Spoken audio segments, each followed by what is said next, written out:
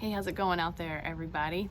We're here doing the lessons of A Course in Miracles, and we are in the review period, review number 5, and we are doing lesson number 174 today, where we have an overall theme, God is but love, and therefore so am I. And we'll be reviewing 2 lessons as we focus on that overall theme.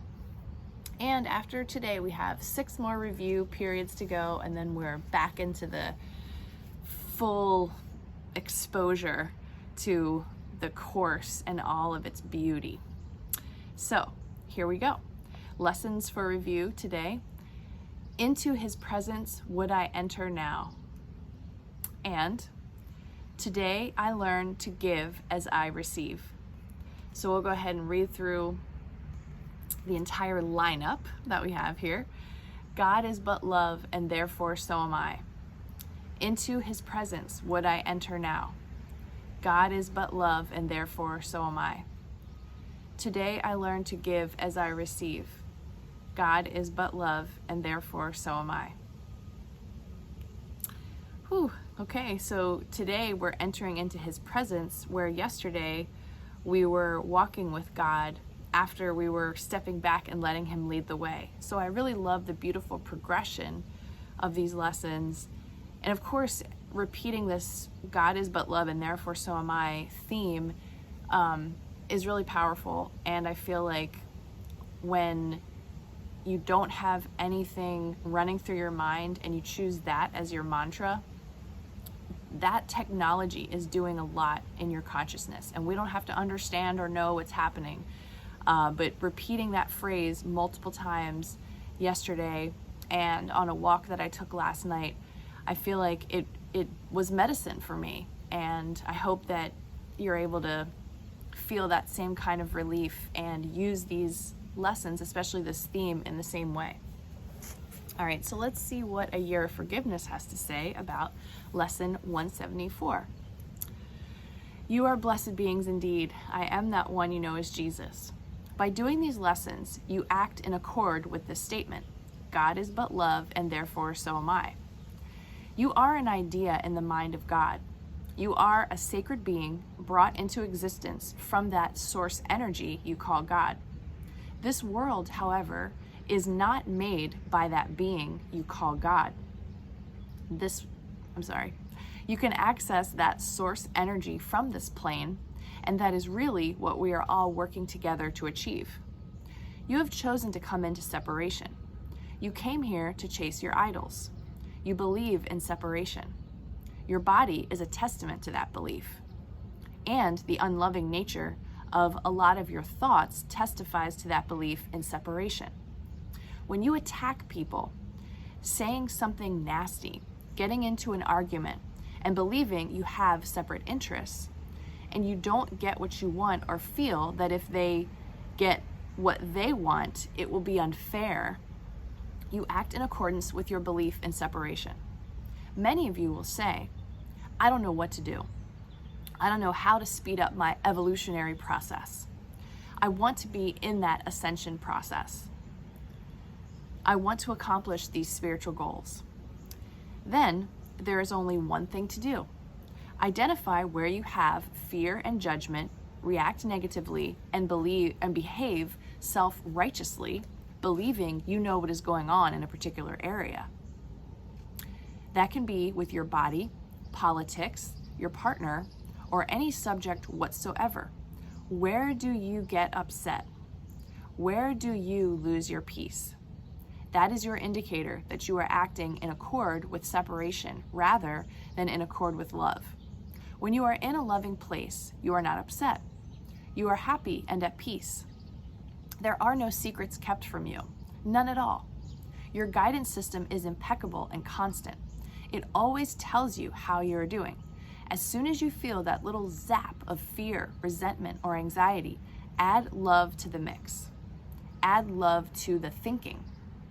Turn that thought around and make it loving, whatever it is, and you can increase the speed of your evolution. All that's happening here is you choose love more than you choose fear, hate, or judgment. Seems so easy, right? The trouble is that some of your thought patterns are deeply ingrained through your conditioning programs. It is not easy to change them in a moment. It is a practice. You must see, there I judged again. Or, oh, there I go again. You can see it's not a choice. It happens unconsciously in you. The behavior is a knee-jerk response that you do not consider. And I think that's really important to reinforce, because just being able to notice that I feel guilty sometimes when I make mistakes or treat people in a way that isn't amazing, it's unconscious, and it's a result of programming and fear. And so don't be too hard on yourself, and do some self-love and forgiveness with yourself, because obviously this is all just coming from our own projector, as they say. All right, slowing down is a very good idea. You can see when you get too busy. You get fractious, confused, and agitated.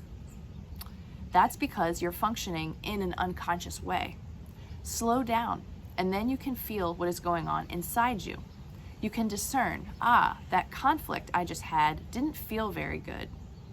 If you remain in a rush all the time, which a lot of you in the West do, these feelings will not become noticeable until you've been in them a while and they have built up some momentum.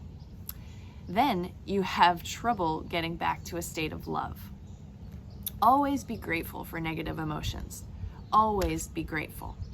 Do not berate yourself as being a bad student of A Course in Miracles. Rather, say, I have encountered a negative belief somewhere in my mind. I can feel it is off. I can feel that my upset is intense. The negative emotional feedback I'm getting is very intense. That means it's something I really believe in, even though it makes me feel bad. And that's tough too, right? Because we really don't want to believe at some level that we're making ourselves feel bad. But be happy for the red flags, but do not be deceived by the form. It is always what arises in you, not what the other person does. It is always what it triggers in you. You have thousands of untrue ideas in your mind. Most of them you don't encounter until a scenario in your life activates them, and they bubble up to the surface in the form of negative reactions. That is why you should be happy whenever you have a negative reaction, because it reveals a part of your unconscious or subconscious mind. Be grateful for all of your experiences in this lifetime. They are all educational, the quote-unquote good ones and the quote-unquote bad ones, as you call them. The bad ones are your clue to what goes on in your unconscious mind. I am that one you know as Jesus, and we will speak to you again soon. All right, so there you have it, lesson 174. I'll just go ahead and reread these beautiful statements that you can meditate on today. God is but love, and therefore so am I. Into his presence would I enter now. God is but love, and therefore so am I. Today I learn to give as I receive. God is but love, and therefore so am I. Lots of love to all of you out there. Hope you're having a great summer so far. It's pretty mild, pretty different here in New Jersey, maybe elsewhere. I'm not really paying attention to elsewhere. But I'm grateful for this community. I'm grateful for these lessons, and I'm happy to do this work with you, and I will see you tomorrow.